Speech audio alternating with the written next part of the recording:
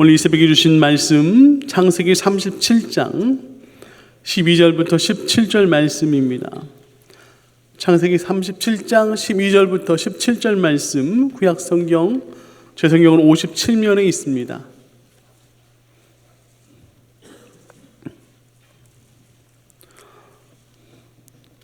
이 시간 우리 한 절씩 교독하면서 읽고 마지막 절을 같이 합독하여 읽겠습니다. 제가 먼저 읽습니다. 그의 형들이 세겜에 가서 아버지 양떼를 칠 때에 요셉에게 이르되 내 형들이 세겜에서 양을 치지 아니하니 너를 그들에게로 보내니라. 요셉이 아버지에게 대답하되 내가 그리하리라. 이스라엘이 그에게 이르되 가서 내 형들과 양떼가 다 잘 있는지를 보고 돌아와 내게 말하라 하고 그를 헤브론 골짜기에 보내니 그가 세겜으로 가니라. 어떤 사람이 그를 만난즉 그가 들에서 방황하는지라. 그 사람이 그에게 물어 이르되 네가 무엇을 찾느냐. 그가 이르되 내가 내 형들을 찾으오니 청하건대 그들이 양치는 곳을 내게 가르쳐 주소서. 그 사람이 이르되 그들이 여기서 떠났느니라. 네가 그들의 말을 들으니 도단으로 가자 하더라 하니라. 요셉이 그의 형들의 뒤를 따라 가서 도단에서 그들을 만나니라. 아멘. 오늘 이 자리까지 나오신 우리 모든 성도님들에게 그리스도의 은혜와 평강이 더욱 넘치시기를 주님의 이름으로 축복합니다. 도단으로 간 요셉, 이 말씀을 통하여서 우리 성도들이 추구해야 될 선교적 삶 어떠한 것인지 그 삶의 교훈에 대하여서 우리가 한번 좀 살펴보고자 합니다. 제가 도전받았었던 또 은혜 받았었던 내용 세 가지로 요약해서 우리가 함께 같이 좀 말씀의 은혜를 나누고자 합니다. 첫 번째, 성도가 추구해야 될 선교적 삶의 교훈, 첫 번째라고 한다면 아버지 말씀에 대한 즉각적인 순종이라고 할 수 있겠습니다. 13절 말씀 보게 되어지면 이스라엘이 요셉에게 이르되 내 형들이 세겜에서 양을 치지 아니하느냐 너를 그들에게로 보내리라. 요셉이 아버지에게 대답하되 내가 그리하겠나이다. 아멘. 내가 네 형들의 안부를 확인하게 하기 위하여서 내가 너를 보내겠다라고 했을 때 요셉은 그 아버지의 부탁에 즉각적으로 순종하고 답변하게 되어집니다. 요셉이 가야 될 지금 형들이 머물고 있는 그 세겜까지 가는 데 있어서 지금 당시 요셉의 나이 추정하기로는 한 17세 정도 되는 청소년의 나이죠.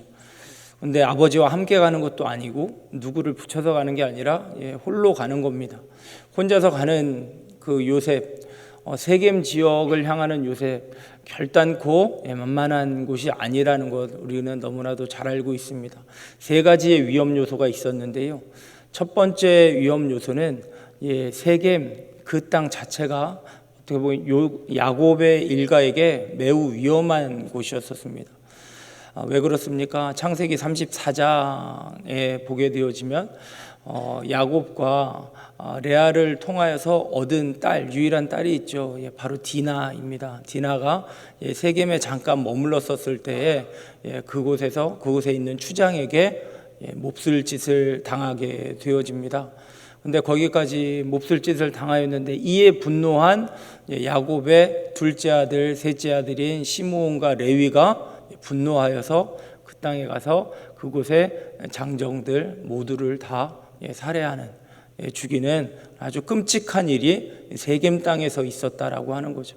성경에서 확인할 길은 없지만 분명코 야곱 일가를 향한 세겜 사람들의 분노함이 분명히 있었을 것이다 라고 하는 거죠.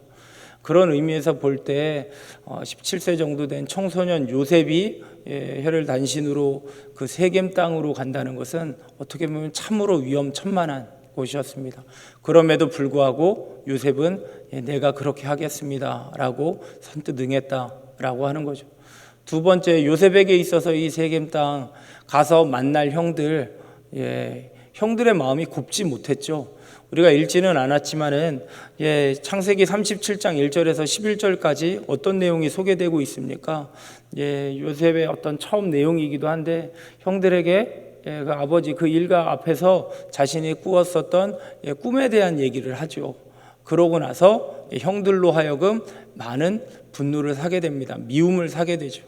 그러므로 인하여서 형들의 미움을 사게 된 그 상황 가운데에서 요셉이 그 형들을 찾아서 만나러 간다라고 하는 것은 결단코 쉬운 일 아니었을 것이다 생각되어집니다. 세 번째, 세겜 땅까지의 거리입니다.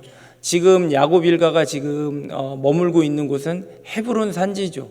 헤브론 산지에서 요셉이 지금 혼자 갈 곳, 그 세겜까지의 거리가 어느 정도 되느냐 하면 70km 정도 된다고 합니다.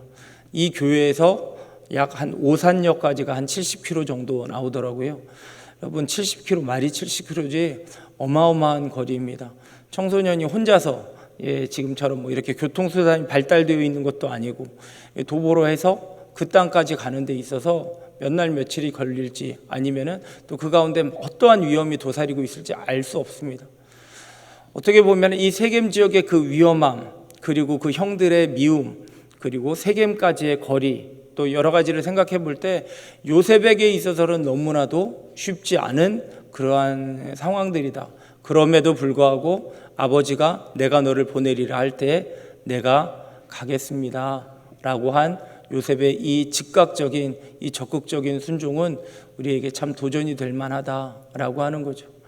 뭐 성경에서 이러한 주님의 부탁과 또 거기에 응하는 이런 즉각적인 순종의 내용은 구약 곳곳에서도 찾아볼 수가 있습니다.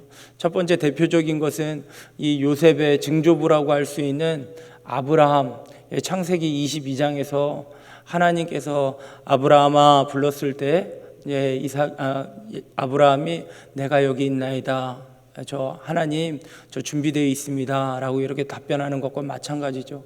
그랬을 때 하나님께서 뭘 명령하십니까? 너가 낳은 그 아들을 내가 지금 모리아에서 내가 분부한 지시한 그 산으로 가서 네 아들을 번제로 드리라는 명령을 하시죠. 그랬을 때 아브라함은 거기에 대해서 답변은 뭐라고 답변을 했는지에 대해서는 성경은 소개하고 있지는 않지만 바로 내가 여기 있나이다 라고 한 다음에 주님의 지시가 떨어지고 난 이후 바로 그 다음날 아침에 일찍 일어나서 사환과 아들을 데리고 떠나는 것을 우리는 보게 되어집니다. 즉각적인 순종이 분명히 있었다라고 하는 거죠. 그리고 이사야서 6장에 나와 있는 이사야 선지자를 향한 사명장이라고 할 수 있죠. 누가 우리를 위하여 갈고 주님께서 찾았을 때 바로 내가 여기 있나이다 나를 보내소서라고 이사야는 주저함 없이 그 가운데에서 하나님의 그 말씀에 순종하는 모습을 우리는 발견할 수 있습니다. 본문에 나와 있는 요셉과 그리고 아브라함과 그리고 또한 이 이사야, 이 세 사람의 공통점, 이 내용이 뭐가 있습니까? 아버지의 부탁이 있는 거죠. 아버지 야곱의 부탁이 있고 또 하나님께서 말씀해 주시는 하나님의 부탁이 그 가운데 있습니다. 이 세 사람의 공통점 다 아멘으로 받고 즉각적으로 주저하지 않고 순종해 나아갔다라고 하는 거죠. 그 즉각적인 순종 앞에는 여러 가지의 걸림돌이 있을 수 있고 현실적인 문제들이 다 있을 수 있지만 이 세 분은 다 그 말씀 앞에 나아갔다라고 하는 것입니다. 사랑하는 우리 귀한 성도 여러분들, 가는 자들만이 선교사가 아니고요. 우리들의 모든 삶은 선교적인 삶이죠. 이러한 말이 있죠. 예수님이 있는 모든 마음마다 다 모두 선교사이고 예수의 마음이 없는 곳이 다 선교지이다. 이런 말이 있지 않습니까? 우리는 다 예수님을 믿고 예수님을 사랑하고 예수님을 모시고 살아가는 사람들입니다. 그렇다라고 한다면 우리는 다 선교적 마인드가 있는 거죠. 주님의 파송을 받은 주님의 선교사들입니다. 우리에게 가까운 이웃들로부터 시작하여서 지역사회나 또 주님께서 명하신 그 땅, 그 영혼들을 향하여서 나아가야 될 선교적 의무가 우리 가운데 있다라고 하는 거죠. 그랬을 때 우리에게 가장 필요한 것이 무엇일까? 주님께서 보낸다라고 주님께서 내가 너를 보내노라 부탁하여 주셨을 때 거기에 아멘, 토달지 않고 아멘 하고 주여 내가 여기 있사오니 나를 보내어 주시옵소서 내가 그렇게 하겠습니다 라고 즉각적으로 순종함으로 하나님 앞에 복을 누리는 우리 귀한 성도님들 되어지시길 주님의 이름으로 축복합니다. 두 번째 내용은 돕는 하나님의 은혜를 경험하게 되어진다라고 하는 거죠. 하나님 앞에서 아멘으로 화답하며 나아가는 자에게 주님께서는 도와주시는 하나님의 그러한 놀라운 은혜를 체험하게 되어진다라고 하는 거죠. 본문에서 소개되어지는 그 은혜는 만남의 축복이었습니다. 15절 말씀 같이 한번 읽어보겠습니다. 15절입니다. 시작. 어떠한 사람이 그를 만난즉 그가 들에서 방황하는지라 그 사람이 그에게 물어 이르되 내가 무엇을 찾느냐. 아멘. 헤브론에서 세겜까지 그 긴 여정 동안에 70km라고 하는 먼 길을 요셉은 분주하게 달려왔습니다. 그리고 달려와서 도착해서 형을 만나는 게 아니죠. 형을 찾습니다. 형을 찾는데 오늘 본문에서도 나와 있지만 15절에서도 방금 읽었지만 그가 들에서 방황하죠. 어디 있는지를 몰라요. 그러니까 그 낯선 세겜 땅 그곳에서 어떠한 상황이 벌어질지도 모르는 그런 상황에서 순수하게 아버지의 말씀만 붙들고서 여기저기를 찾아다니는 거예요. 근데 형을 만나야 되는데 형들은 만나지 못하고 계속 시간만 흘러갑니다. 기진맥진 지쳐갔을지도 모르겠어요. 없는 거예요. 아무리 찾아봐도 없는 거예요. 그런데 그때 어떤 한 사람이 등장하게 되어집니다. 보통 일반적인 상황이라면 어떻습니까? 요셉이 사람을 찾고 지나가는 사람을 붙들고서 내가 이러이러한 상황인데 저 좀 도와주세요 하면서 좀 부탁하지 않을까요? 그런데 오늘 본문에 있는 상황에서는 방황하고 있는 요셉을 어떠한 사람이 발견해서 그에게 다가가서 말하고 있는 거죠. 너 지금 뭘 찾고 있는데 이렇게 방황을 하고 있니? 라고 지금 얘기하고 있습니다. 이 어떠한 사람 누구인지는 모르겠어요. 이름도 말하고 있지는 않지만 분명코 요셉을 도와준 그런 귀한 사람이다라고 하는 거죠. 요셉은 일면식도 없는 사람이에요. 누군지도 모르겠어요. 이 사람이 만약에 세겜의 사람으로서 야곱 일가에 대한 복수심이 있어서 해코지할 수도 있잖아요. 그런데 그런 사람이 아니라 오히려 도와줄 사람으로서 그에게 이렇게 보내졌고 그를 만났다라고 하는 건 참으로 어떻게 보면 희한하고 어떻게 보면 우리의 입장에서는 하나님의 은혜가 아닐 수 없다라고 하는 거죠. 정말로 지치고 힘든 가운데에서 요셉은 그 어떤 사람에게 지체하지 않고 말합니다. 내가 이러이러해서 여기까지 왔고 우리 형들을 찾고 있습니다. 근데 제가 지금 못 찾고 있어요. 그들이 어디 있는지 좀 가르쳐 주세요 라고 이렇게 정확하게 질문을 하게 됩니다. 그랬을 때 그들이 지금 도단에 있다라고 분명히 얘기해 줍니다. 도단으로 가자 하더라라고 그렇게 17절에서 정확하게 얘기해 줍니다. 우리가 살아가는 데 있어서 우리의 삶은 만남의 연속이다라고 저는 그렇게 생각합니다. 그런데 그 어떠한 사람과의 그 만남이 나에게 도움이 될 수도 있지만 또 어느 때에는 또 해가 될 수도 있는 것 아니겠습니까? 그런데 지금 이 선교적인 어떠한 그런 마인드로 나아가는 우리 성도들에게 주어지는 것은 만남의 축복, 만날 만한 자를 만나고 또 준비된 영혼들을 하나님께서 분명코 만나게 하여 주셔서 때로는 내가 도움을 받기도 하고 또 때로는 내가 도움을 건네주기도 하는 이런 귀한 선한 영향력을 주고받는 그런 관계적인 축복을 누리게 되어진다라고 하는 사실입니다. 저도 개인적으로 음악을 했었던 제가 독일의 한 작은 도시에서 유학 생활을 했었을 때 그곳에 있는 한인교회 그 목사님을 통하여서 그 가운데서 하나님의 은혜를 체험하게 되었고 마침내에는 주의 종의 길을 걷게 하여 주셨다라고 하는 거죠. 그러면서 여기까지 오는 데 있어서 제 인생에 있어서 참으로 보탬이 되어주고 도움을 주시고 또 은혜를 베풀어 주신 분들이 참 많이 있었습니다. 그래서 그 만남을 통하여 하나님께서 나에게 허락하여 주신 그 특별한 그 은혜를 체험하게 하심으로 말미암아서 제가 여기까지 온 거고 오늘 이 시간 제가 이 자리에 서 있는 것이다. 저는 그렇게 생각합니다. 선교적 마인드로 하나님 앞에 즉각적인 순종을 하였을 때 하나님은 그냥 보내시지 않습니다. 분명코 준비된 영혼들을 그 가운데 심어 놓으시고 우리가 가서 그들에게 선한 영향력을 끼쳐줄 수도 있지만 또한 저들이 또 우리에게 돕는 손길로서 또 선한 영향력을 우리에게 또 건네줄 수도 있다라는 사실 바라보면서 저희 파송받는 우리 184명의 선교사, 우리 단기 선교하시는 우리 모든 분들 그 가운데서 하나님께서 예비하신 만남의 축복 누리시기를 원하고, 또한 오늘 이 자리 가운데 나와서 보내는 선교사로서 함께 같이 동참하여 우리가 여러 날 동안 함께 같이 특별 새벽 기도회를 하고 있는데, 여러분들도 이러한 하나님의 예비된 그런 준비된 만남의 축복 많이들 누리셔서 하나님께 영광 올려드리고 그 은혜를 체험하며 믿음이 더 견고해지는 우리 모두가 되어지시길 주님의 이름으로 축복합니다. 마지막으로 요셉에게 있어서 그 선교적 마인드를 향하여 나아가는 자들에게 거침없는 믿음의 전진만 있었다라고 하는 것입니다. 자, 이제 도단으로 갔더라라고 하면서 이제 지금 그 얘기를 하고 그 어떤 사람은 이제 사라지게 되어지죠. 이제 요셉 어떻게 했을까요? 많이 지쳤어요. 그런데 그 세겜에서 도단으로 이제 또 거침없이 또 나아갑니다. 돌아가려고 하지도 않았죠. 이 도단이라고 하는 게 지금 현재의 지명으로서는 텔 도단이라고 이렇게 얘기를 하더라고요. 근데 거기까지의 거리가 세겜에서부터 그 도단까지의 거리가 어느 정도냐면 30km 정도 된다고 그럽니다. 그러니까 이미 70km를 왔죠. 그러고 나서 거의 막 방황하듯이 막 오랜 시간을 또 그렇게 지치도록 했어요. 그러면 지쳐서 조금 쉬었다 갈 수도 있고 그럴 것 같은데 그런 부분에 대한 표현은 전혀 없고 그는 도단으로 바로 향합니다. 그러니까 헤브론에서부터 세겜까지, 세겜에서 도단까지 100km거든요.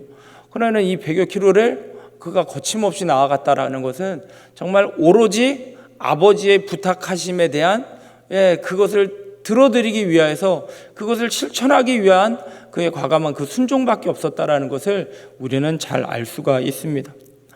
자, 그곳이 텔 도단이라고 하는 그 도단이라고 하는 곳은 양떼를 먹일 만한 평지도 많았지만 굉장히 깊은 곳에 깊숙한 곳에 있기 때문에 관광지로 이렇게 추천하는 곳은 아니라고 합니다.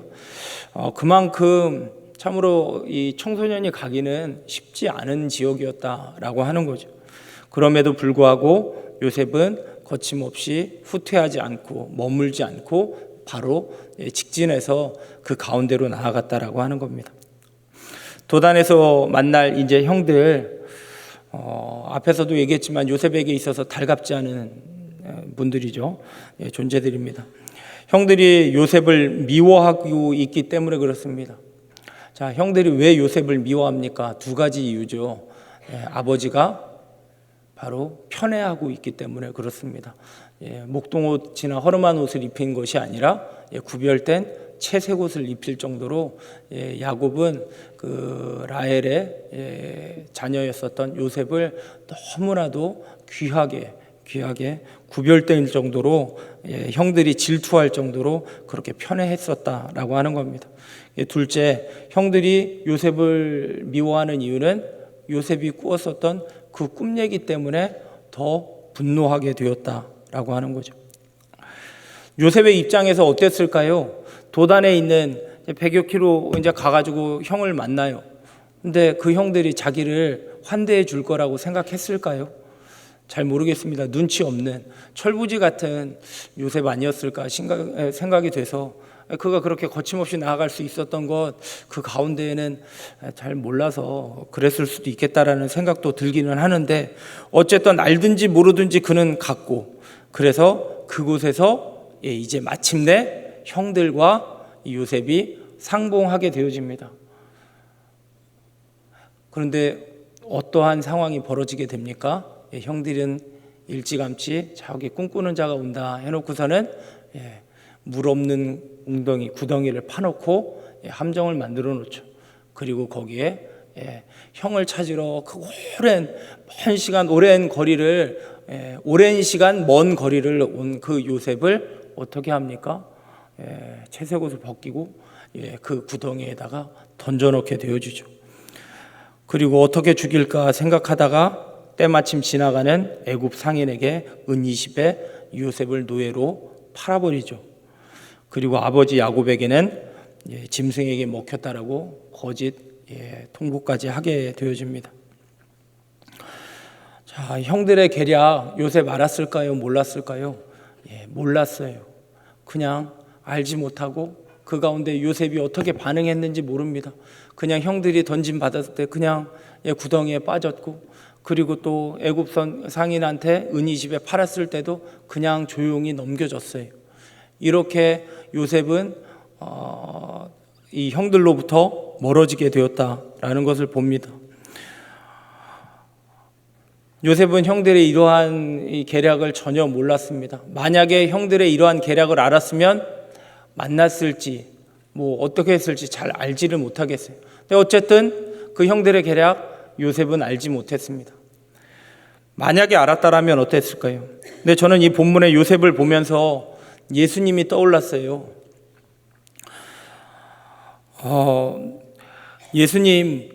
예수님께서 하늘 영광을 버리고 이 땅에 오셨을 때 성육신하에서 아버지의 그 보냄을 받아서 그리스도로서 하나님의 아들로서 이 땅에 오셨을 때에 이 땅에서 환영하지 않고, 또한 결국에는 당신을 배반하고 당신을 향하여 손가락질하고 당신을 향하여 침뱉는 짓을 하고, 또한 결국에는 십자가에 달려 죽게까지 하는 그러한 살인의 음모까지 다 아셨음에도 불구하고 예수님은 그런 가운데에서도 선뜻 주님 하나님께서 보내시는 그 명령에 응하여서 순종하여서 이 땅 가운데 오셔서 마침내는 하나님의 구원을 성취하시는 그런 놀라운 순종을 우리에게 보여주셨다라고 하는 거죠. 요셉은 몰랐을지 몰라도 예수님은 알면서도 순종하면서 이 땅 가운데 오셔서 그렇게 물과 피를 다 십자가상에서 우리를 위해 쏟아주셨다라는 것입니다. 사랑하는 우리 귀한 성도 여러분들, 우리는 그 예수님의 그 아름다운 순종으로 인하여서 우리는 오늘 하나님의 자녀된 신분으로 주님의 그 보좌 앞에 나와서 은혜로 하나님 앞에 예배하고 하나님의 말씀에 귀 기울이고, 또한 하나님 앞에 하나님 주신 마음으로 울부짖으며 기도할 수 있는 특권을 누리고 있다라고 하는 사실입니다. 우리가 이 놀라운 하나님의 은혜를 기억하면서 하나님께 감사함으로 나아가기를 소망하고, 또한 그 은혜를 베풀어 주신 아버지 하나님께서 지금도 우리를 보내고 싶어 하시면서 내가 너를 보내노라, 주님께서는 지금도 부탁하고 계신다라고 하는 거죠. 그럴 때 우리가 성령 안에서 내가 가겠습니다 라고 하면서 또 하나님께서 우리에게 순종한 우리들에게 주시는 그 귀한 축복과 그 복을 누리시면서 믿음의 전진을 행하셔서 하나님께 큰 영광 올려드리는 우리 귀한 선교적 마인드를 가진 우리 꽃동산 교회 성도 여러분들 모두가 되어지시길, 우리 184명의 단기 선교팀 되어지시길 예수님의 이름으로 축복합니다. 아멘. 기도하겠습니다. 하나님 아버지, 도단으로 간 요셉의 그 마음과 그 삶의 모습을 바라보면서 여러 가지 교훈을 받았습니다. 하나님 아버지, 우리에게 있는 건 하나님의 말씀 앞에는 아멘밖에 없사오니 하나님 무엇이든지 우리에게 말씀하여 주시옵소서. 아버지, 내가 가겠습니다 라고 고백하며 달려나가는 순종의 자녀 우리 귀한 꽃동산교회 성도 여러분들 되게 하여 주시옵소서. 또한 나아갔을 때에 아버지 안에 순종한 자들 부끄럽게 하지 아니하실 하나님을 바라봅니다. 하나님 만남의 축복 허락하여 주시옵소서. 나뿐만 아니라 나의 자녀들도 이 만남의 축복을 갖게 하여 주셔서 선한 영향력을 주고받아 아버지 하나님의 그 하나님을 믿고 하나님을 위하여서 살아가는 그 삶이 더욱더 견고하여질 수 있도록 우리 성도님들 그 가정을 주님께서 돌보시고 축복하여 주시옵소서. 또한 현실적으로는 여러 가지 주저할 수밖에 없는 많은 문제들이 산재 산재되어 있지만 그럼에도 불구하고 현실과 문제를 바라보는 것이 아니라 그 뒤에 더 크신 아버지 하나님을 바라보면서 거침없이 믿음에 전진해 나아가는 우리 귀한 성도님들